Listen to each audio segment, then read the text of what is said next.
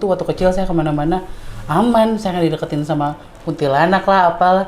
Oh ternyata ada anak-anak ini gitu yang bahkan di rumah pun jarang banget ketemu sama sosok-sosok hantu lokal gitu. Ternyata ya, oh ternyata ada perbedaan juga ya gitu. Iya. Ketika di sana tuh aneh juga sih itu. Terbawa seperti itu sih dari saya.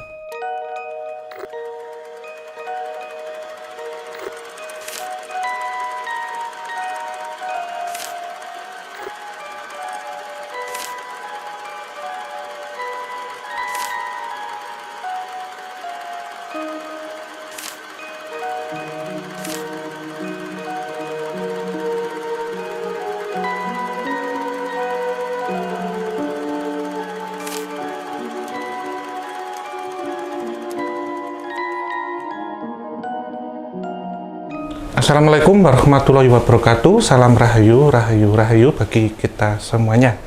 Hatur nuwun Teh Risa. Aduh. Serasa mimpi. Tegang nih. nih, saya tegang loh. Serasa mimpi nih Teh Risa. Aduh. Iya, sesuatu hal yang saya mewakili dari teman-teman Kisah Tanah Jawa. Ada yang dari Jogja dan dari Jakarta. Dan ini alhamdulillah sudah tiba di Paris Van Java. Iya, akhirnya ke Bandung loh. Iya. Tadinya kita yang berpikir, aduh apa jurnalis aja ke Jogja gitu, ternyata luar biasa. Habis ini Teh, Oke, nanti ke Jawa Tengah. baik. Iya. Wah itu lebih tegang lagi kita ya, tapi nggak apa-apa, seru pasti.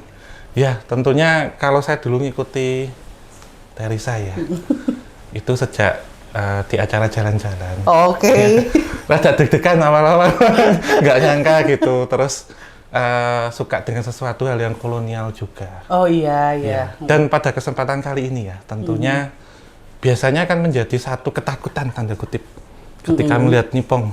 Iya. Tetapi pada hari ini di belakang kita masing-masing, sahabat-sahabat Belanda kita sudah berkumpul dengan sukacita. Baik. Jadi sekarang nggak tegang-tegang ya? Ya.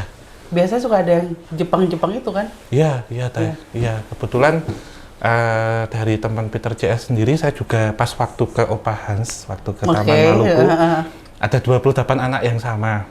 Dan salah satunya itu namanya Derry Rosemary yang itu ada di saya ikut ke Jogja. Oke. Dan ini seperti mereka pun dalam tanda kutip reuni hari ini. Kayak reuni, oke, Iya. baiklah. Apa itu salah satu alasan Om Hao mau ke Bandung? Iya. Oh, baik. Sebenarnya begini ya, ini kalau kita hitung lama, seperti halnya waktu saya bertemu dengan Mbak Sarah Wijayanto pun begitu. Hari ini saya mewakili teman-teman bertemu dengan Mbak Risa itu seperti halnya kita kalau di Jawa itu sowan ke yang lebih sepuh. Waduh, ya memang secara usia sih memang Iya. lebih sepuh kayaknya Om Hao. Iya, tetapi memang kemudian saya memanggil kakak ataupun teh itu karena secara peradaban tuh kan larinya ke timur Teh. Oh, oke. Ya, jadi memang kita dulu harus sowan terlebih dahulu karena mewakili yang lebih muda. Oke. Dalam arti juga secara leluhur dan spiritual. Oke, oh ke situ ya. Karena kalau soal usia kan saya agak sensitif nih. Iya. Tidak jauh beda. Oke. Iya, tetapi ini memang di era kolonial ataupun di era klasik ya, di era para leluhur kita dahulu, semuanya itu menjadi satu. Tetapi seiring berjalannya waktu, memang kemudian dipecah-pecah dan saatnya para generasi muda Nusantara untuk bersatu. Ya, beda banget ya kalau ketemu sama Om Hao sama daripada ketemu saudara-saudara saya. Gak ada isinya semua omongannya. Kalau sama Om Hao tuh, saya sampai agak menunduk gitu. Ayo enggak, kita ngobrol apa adanya. Oke. Ya itu juga salah satu yang bikin saya penasaran ketika ketemu Om Hao tuh. Ada beberapa hal yang nggak bisa saya bicarakan dengan anak-anak ini gitu. Iya. Itu yang pengen jadi share sama Om Hao gitu. Terus gimana cara menyikapinya? Karena kalau saya pribadi sebenarnya ada kalanya saya pengen mereka nggak ada bersama saya gitu. Iya. Karena kalau misalkan saya nggak lihat lagi mereka, saya menganggap bahwa mereka sudah pergi ke tempat yang lebih baik gitu. Nggak lagi ngikut-ngikutin saya atau apa ya, anak-anak juga diikutin, anak-anak Junarisa. Kok kesannya kita datang ke tempat lokasi-lokasi syuting, kadang kita ketemu sama sosok yang bisa kita bantu, kenapa anak-anak ini enggak gitu. Itu yang aku pengen share banget sama Om Hao. Gimana sih caranya supaya walaupun memang saya butuh mereka, butuh karena ada keterikatan tumbuh besar dari lahir bersama mereka. Tapi ada satu titik di mana kayaknya saya nggak boleh nih gini terus sama mereka gitu. Iya. Saya punya kehidupan lain, mereka juga harusnya ke tempat yang lebih baik gitu. Itu apa bisa nggak sih Om Hao? Ya, itu bisa ya Teresa. Sebenarnya apa yang ada di kita itu hanya entitas energi saja. Iya. Tetapi ketika memang kita harus jaga jarak juga, karena ketika ini semakin dekat, nanti yang kita takutkan itu energi kita akan ditunggangi oleh astral lain yang kemudian menyerupakan diri yang takut seperti itu. Dan memang ada beberapa yang kemudian dia membawa satu seperti sugesti negatif ke kita, ataupun masukan-masukan negatif ke kita, itu biasanya memang tidak berasal dari satu entitas yang asli. Namun ketika kita merasakan suatu ketentraman, suatu kebersatuan, kekeluargaan, itulah kemurnian dari entitas tersebut. Seperti halnya hari ini, memang energi anak-anak ya, yang sangat terasa gitu ketika Teresa ada 5 gitu. Dan saya ada 2 sebenarnya, tapi yang satu itu sebenarnya dibilang anak juga enggak, tetapi memang ada kaitannya dengan masa kolonial begitu. Tapi ya ketika ke Bandung ini memang salah satu kota yang memiliki nilai kolonial yang sangat kental, kuat banget. Kayaknya hampir semua sudut di kota Bandung itu selalu aja kita menemukan hantu Belanda gitu. Pasti ada gitu. Bangunan-bangunan yang walaupun sekarang kesannya modern, restoran, begitu masuk kok ada hantu Belandanya gitu, dan bertanya sama orang atau yang jaga di situ, oh iya memang ini dulu rumah Belanda atau apa. Jadi Bandung tuh udah memang kayaknya memang peradaban yang dibangun sama orang-orang Belanda kan gitu. Jadinya gitu. Pasti seru banget sih. Itu semuanya benar sih Teresa, karena kita habis acara ini tentunya nanti akan penelusuran bareng ya. Kita akan melihat, akan kembali ke era-era waktu itu, bagaimana ketika Bandung akhirnya dipilih oleh pemerintah kolonial menggantikan satu kota Batavia di Jakarta, tetapi semuanya itu sirna ketika Nippon masuk. Antara seneng, tegang juga gitu, karena kan wah mereka sih kalau dari pengalaman saya ya, bahkan melihat orang yang fisiknya terlihat sipit pun mereka bisa menjerit-jerit gitu.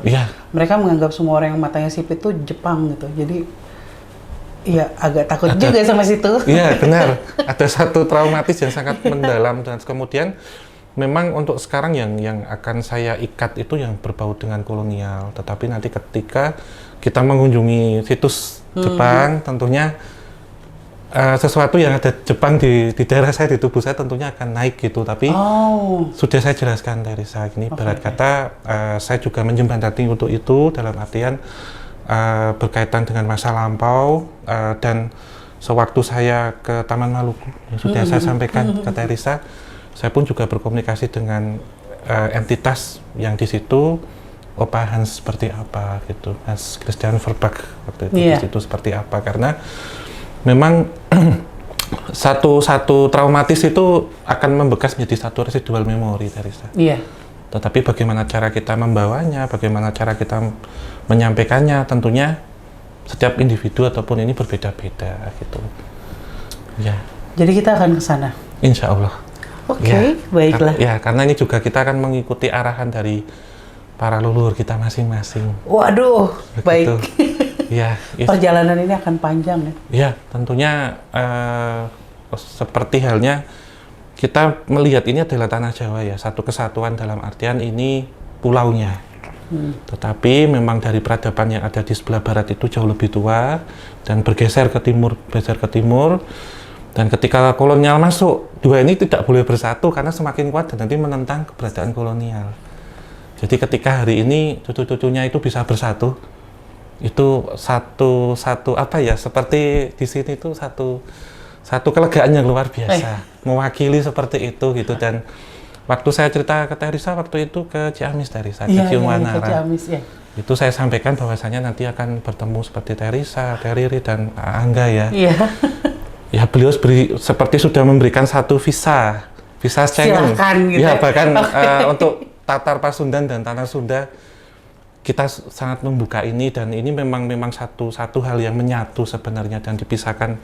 Satu sungai larangan tuh memang dulu dibaginya seperti itu, tetapi karena untuk kepentingan kolonial waktu itu sehingga ini dipisahkan. Kenapa? Ketika ini dua ini bersatu, maka tidak hanya tanah Jawa tapi Nusantara keseluruhan seperti itu. Akan menjadi sangat kuat. Sangat kuat. Seperti yang ditakutkan kolonial sebenarnya itu. Oke. Ini merinding saya pemirsa. Oh. Mas Teguh. aduh. Baik. Oke, jadi kita sekarang akan bersatu untuk menelusuri tempat-tempat yang bersejarah ya? Ya, insya Allah ya. Oke. Ya, dan ini juga kesamaan kami, itu juga 11-12 ya, antara saya dengan Teresa. Dalam artian, sewaktu kecil kalau orang sebut ini adalah sahabat imajiner. Oke. Iya, jadi dulu pun keluarga saya ya, dulu juga berkaitan dengan seperti halnya pabrik gula, seperti itu, terus bangunan-bangunan tua. Dan saya tidak sadar ketika bermain dengan itu, ternyata itu makhluk astral ya, boleh dibilang demikian. Iya. Seperti Sama, itu, saya juga kayak Teresa. gitu kan. Dan almarhum kakek juga yang tahu. Relate ya, Iya. kayak ada kesamaan. Ya Iya. itu juga yang terjadi sama saya dan Peter CS gitu. Ya, dan ketika saya sudah dewasa pun mereka menyampaikan ya, termasuk ada beberapa entitas-entitas yang menyampaikan itu ketika kamu dewasa, kamu tidak bisa dewasa, seperti itu juga. Ukurannya pun tetap, dan ada satu itu yang sudah tua banget, jadi di era dari Baron van Inhofe, salah satu gubernur jenderal waktu itu namanya ada Stephen, kemudian ada juga Robin Teresa. Tapi Robin ini sendiri perwujudannya kulitnya biru semua. Tapi beliau itu menguasai hampir ribuan bahasa-bahasa. Karena waktu itu dipergunakan oleh pemerintah kolonial, gubernur jenderal, untuk berkomunikasi dengan entitas astral yang menguasai bahasa setempat. Dan beliau berasal dari Belanda, dari Den Haag, dan ketika ada di tanah Jawa ini, ketika Belanda sudah usai, tidak mau pulang. Saya sudah nyaman di sini. Tapi suatu ketika kamu nanti ke negeri Belanda, saya ingin melihat tanah kelahiran saya seperti apa. Hanya itu. Tapi saya tidak mau melepaskan Jawa dan Nusantara. Seperti itu. Karena kecintaan mereka, bahkan pesona Nusantara ataupun tanah Jawa dan Tatar Pasundan dan semuanya itu sudah membekas ketika berabad-abad bangsa kolonial itu datang. Seperti itu. Dan saya masih ingat juga waktu Teresa penelusuran dulu di acara Mas Tukul ya. Ketika jalan terus kemudian diiringi oleh Belanda-Belanda itu aman gitu. Iya. Seperti itu Teresa, dan seperti ada kasta lah di sana gitu. Dan ketika bener kan masih kayak gitu kan? sama persis Teresa. Dan saya ketika sama teman-teman saya yang itu ketika di kolonial, saya suruh minta pakai baju-baju seperti itu. Dan nanti kamu aman kok ketika masuk. Jadi seperti lokal tuh seperti agak menyisih. Iya, mereka diusir gitu. Seperti itu, ada aura-aura seperti itu Teresa. Ya itu juga salah satu alasan dulu tuh waktu kecil saya kemana-mana aman, saya nggak dideketin sama kuntilanak lah apalah. Oh ternyata ada anak-anak ini gitu yang bahkan di rumah pun jarang banget ketemu sama sosok-sosok hantu lokal gitu. Ternyata ya, oh ternyata ada perbedaan juga ya gitu. Ketika di sana tuh aneh juga sih itu. Terbawa seperti itu sih dari saya. Ya. Ini soalnya saya ngobrol bukan hanya kita loh Teresa. Ada beberapa yang para leluhur kita dan juga teman-teman kita itu ya di belakang kita ini, kalau di depan memang terkena AC kemudian panas tapi ya dingin. Tapi di belakang kita ini hangat, panas seperti itu. Sebenarnya awalnya kayak ada apa ya? Semacam gini kan? Iya. Dan kita sekarang lagi coba menyambungkan. Siap? Iya, siap. Teresa. Ayo deh. Bismillah. Lanjut. Ya, tentunya ini di Bandung akan banyak situs dan bangunan cagar budaya yang berkaitan dengan era-era kolonial dari dan nanti kita akan coba menelusuri tempat-tempat itu seperti apa. Tidak akan kita kaji secara mistis atau supranatural, tetapi nilai-nilai estetika sejarahnya seperti apa. Wah ini seru banget sih. Jalan kita. Ya, siap. Nanti kita bareng-bareng. Terus ada lokasi-lokasi di mana Teresa kalau di Bandung? Sebenarnya banyak sih bangunan-bangunan bersejarah. Kita juga pengen banget datengin Sebenarnya kita udah pernah datang ke tempat-tempat itu, Iya, tapi iya. mungkin akan berbeda ceritanya ketika saya datang bersama KTJ ke sana. Jadi ada informasi-informasi di luar pengetahuan saya yang pastinya akan saya dapat bersama KTJ. Jadi sekarang tinggal tim KTJ aja pengennya kemana, ayo kita jabarin. Iya, siap. Nanti pun kalau ke Jogja juga sama. Iya ya. Kalau ke Jogja terus terang Tadi saya pengen kemana, misal ke Jogja? pengen ke Seandainya. Malioboro gimana? Seperti halnya Jajan kami, aja gimana? kami sekarang ke Braga ya. Oh iya, bener. Ya pasti kita juga kalau ke Jogja pengen susah banget buat dapetin tempat di tempat orang tuh kan emang agak sulit gitu. Saya pengen nanti kalau ke Jogja tim KTJ ngasih tempat yang spesial buat Junarisa datengin itu pasti. Pokoknya terserah Om Hao aja dah. Iya. Gue mau ikut aja. Ya, siap. Oke. Iya. Oke, ya ini mungkin teman-teman kita sendiri pun juga yang berkumpul di sini kemudian entitas-entitasnya memang kebanyakan Belanda. Iya. Bahkan yang ada di gedung yang sekarang kita ada ini pun Iya, Braga. tuan-tuannya soalnya kita, pada iya. datang nyonya-nyonyanya ini Iya. ada apa sih gitu maksudnya yang diomongkan karena memang sudah menyebarnya itu luas gitu dan beberapa lokasi-lokasi yang akan kita datang itu pun sudah mempersiapkan diri tanda kutip. Wah, oke. Yang akan disampaikan apa, yang nanti akan diceritakan seperti apa, terus ya ini memang ada satu keakuran gitu di belakang kita entitas-entitas itu seperti apa gitu. Oke, ya udah. Ya. Saya ikut. Oke, iya. Teman-teman sobat Javanica ya dan teman-teman juga dari tim Junarisa dan ini semua nanti kita akan menelusuri beberapa lokasi-lokasi yang ada di Paris Van Java di Bandung ini dan tentunya tempat itu seperti apa ikuti saja nanti ada di Kisah Tanah Jawa dan ada di Junarisa. Oke. Wabillahi taufik wal hidayah. Wassalamualaikum warahmatullahi wabarakatuh. Mugia tansah pinaringan rahayu sagung dumadi. Oke, kita jalan Narisa. Oke. Saya salam ini. iya. Gitu. Karena biasanya kita temui dari udah. Nanaona didinya. Isa warna udinga jantan abdi dikenalkan gitu. Kirang saenya. Kuno sajian di jauhan ku didinya di datangan. Oh,